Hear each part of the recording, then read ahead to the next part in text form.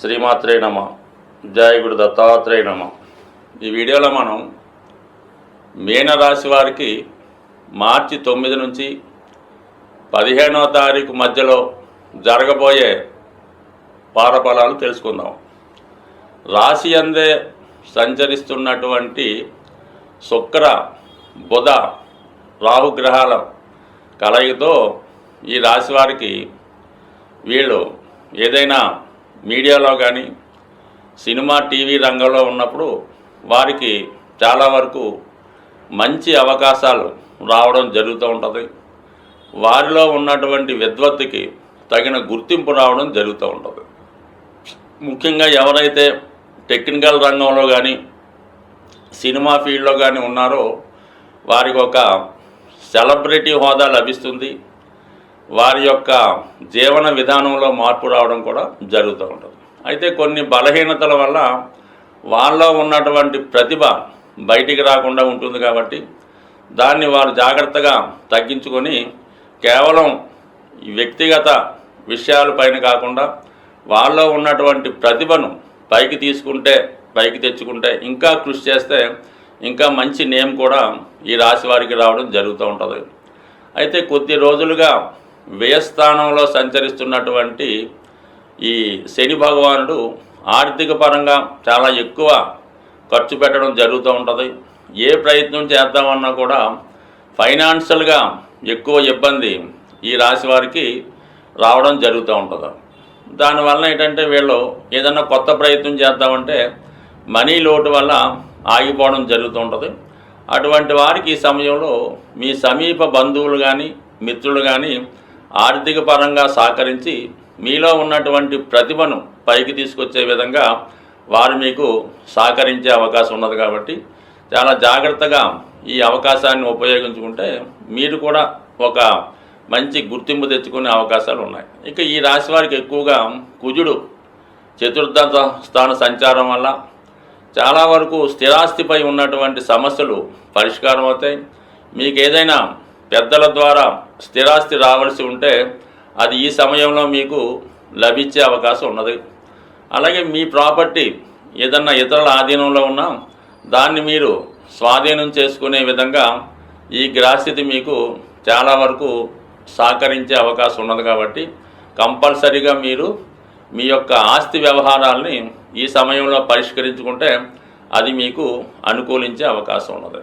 ఇక గురువు 3వ స్థానంలో ఉంటూ మీకు ఒక మంచి సలహా లభించే అవకాశం ఉంది. అది మీ గురువు వల్ల కానీ మీరు నమ్మిన దైవం వల్ల కానీ ఇన్స్టిట్యూషన్ ద్వారా మీకు ఒక మంచి మార్గం కనబడుతూ ఉంటుంది.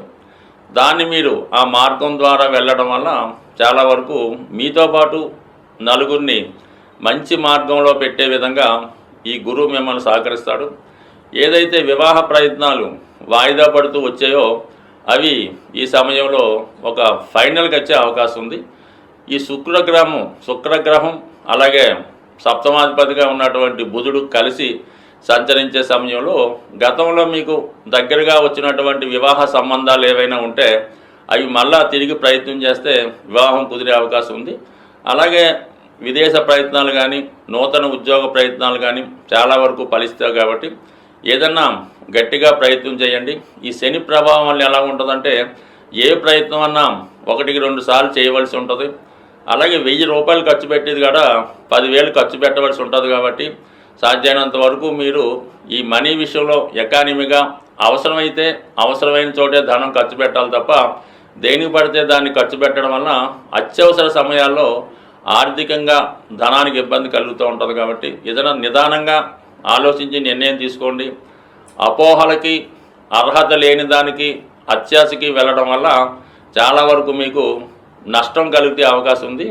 మీకు ఏదైతే అర్హత ఉందో దాన్ని సాధించడం వల్ల ఖచ్చితంగా దాని ఫలితాన్ని మీరు పొందే అవకాశం ఉంది. సాధారణంగా ఇప్పుడు ఉన్నటువంటి గ్రహస్థితి ప్రకారం ఈ వివాహ విషయంలో వివాహ ప్రయత్నాలు చేస్తున్న వారికి చాలా ఇబ్బందులు ఎవరైతే ఎదుర్కొంటున్నారో ముఖ్యంగా అమ్మాయిలకి ఈ రాబోయే మార్చి 14వ తారీఖు పౌర్ణమి రోజు ఇది చాలా ఇంపార్టెంట్గా ఈ పౌర్ణమి రోజు ఎవరైతే అమ్మాయిలు కానీ ఎవరైతే పెళ్ళికి కావాల్సినటువంటి అమ్మాయిల తల్లిగారు కూడా ఈ పరిహారం పాటించవచ్చు.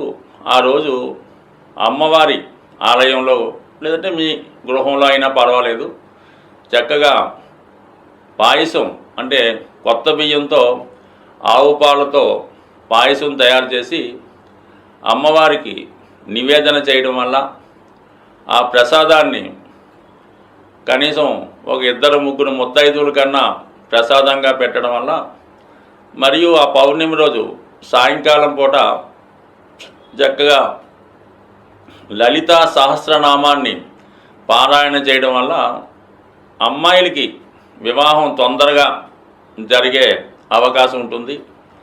అలాగే చాలా వరకు ఈ గృహంలో ఆగ్నేయ భాగంలో, అంటే మీరు అద్దెకున్నా లేదంటే సొంత గృహమైనా ఆగ్నేయ భాగంలో దోషం ఉన్నప్పుడు, అంటే నూతులు కానీ గోతులు కానీ టాయిలెట్స్ కానీ సరిగ్గా మెయింటైన్ చేయనప్పుడు, మరి ఈ ఆగ్నేయ దోష ప్రభావం వల్ల మీ కుటుంబంలో ఉన్నటువంటి స్త్రీలకి అనారోగ్య సమస్యలు, యజమానురాలకి అలాగే అమ్మాయిలకి వివాహ సంబంధాలు కుదరకపోవడం, కుదిరిన పెళ్ళైనా ఏదో కారణం వల్ల పుట్టింట్లోనే స్థిర నివాసం ఏర్పరచుకునే విధంగా ఈ ఆగ్నేయ దోషం ఇబ్బంది పెడుతుంటుంది. కాబట్టి మరి అది కూడా వీలైతే సరి చేసుకుంటే మరి మీ కుటుంబంలో అమ్మాయిలకి వివాహం జరుగుతుంది. ఇక అబ్బాయిల విషయంలో వాళ్ళు ఏ పని చేయకుండా ఇంట్లోనే తిష్ట వేస్తూ మరి చదువు పూర్తయినా కూడా ఉద్యోగానికి వెళ్లకుండా ఉన్నవాళ్ళు మీ గృహంలో ఈశాన్య భాగంలో దోషం ఉందేమో గమనించండి.